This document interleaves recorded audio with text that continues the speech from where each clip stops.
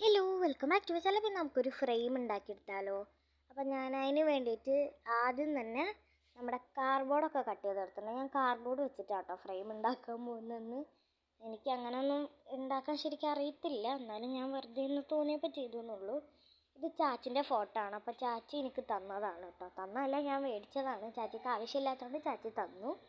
അപ്പോൾ ഞാനങ്ങനെ അത് വൈറ്റ് പേപ്പറൊക്കെ കളഞ്ഞിട്ട് ആ സ്ക്വയർ ഷേപ്പിൽ കട്ട് ചെയ്തെടുത്തിട്ടുണ്ട്. എന്നിട്ട് നമ്മുടെ കാർഡ്ബോർഡിനെ ജസ്റ്റ് പെൻസിൽ വെച്ചിട്ട് മാർക്ക് ചെയ്തിട്ട് അത് വെച്ചിട്ടാണ് നമ്മൾ കട്ട് ചെയ്തെടുക്കുന്നത്. അങ്ങനെ ഞാൻ അതിനെ കട്ടാക്കിയിട്ടുണ്ട്. താഴെയും കൂടി ഇനി കട്ട് ചെയ്യണം. അപ്പോൾ നമുക്കിനി വേഗം താഴെ കട്ട് ചെയ്തിട്ട് വരാം കേട്ടോ. ഓക്കെ, അപ്പോൾ ഞാനിങ്ങനെ താഴെയൊക്കെ കട്ട് ചെയ്ത് സെറ്റാക്കി വന്നിട്ടുണ്ട്. ഇനി നമുക്ക് അതിനെ സ്റ്റിക്ക് ചെയ്യണം. സ്റ്റിക്ക് ചെയ്യാൻ വേണ്ടിയിട്ട് ഞാൻ യൂസ് ചെയ്യുന്നത് നമ്മുടെ ഫെവിക്കോൾ തന്നെയാണ്. അപ്പോൾ ഫെവിക്കോൾ വെച്ചിട്ട് ജസ്റ്റ് ഒന്ന് സ്റ്റിക്ക് ചെയ്തിട്ട് അതിനെ മൊത്തത്തിൽ സ്പ്രെഡാക്കിയിട്ട് സ്റ്റിക്ക് ചെയ്ത് കൊടുക്കുന്നുണ്ട് കേട്ടോ. ഓക്കെ, അങ്ങനെ ഞാൻ അതൊക്കെ സ്റ്റിക്കാക്കി സെറ്റാക്കി വന്നിട്ടുണ്ട്.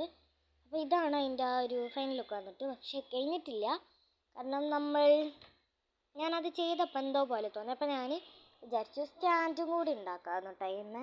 ഇങ്ങനെ ചാരി വയ്ക്കാൻ പറ്റുന്ന രീതിയിലുള്ളൊരു സ്റ്റാൻഡ് ഉണ്ടല്ലോ, നമുക്കിങ്ങനെ ജസ്റ്റ് അതിന് ആ ഒരു ബാലൻസ്ഡ് ആയിട്ട് നിൽക്കുന്ന ആ സ്റ്റാൻഡ് വെച്ചു.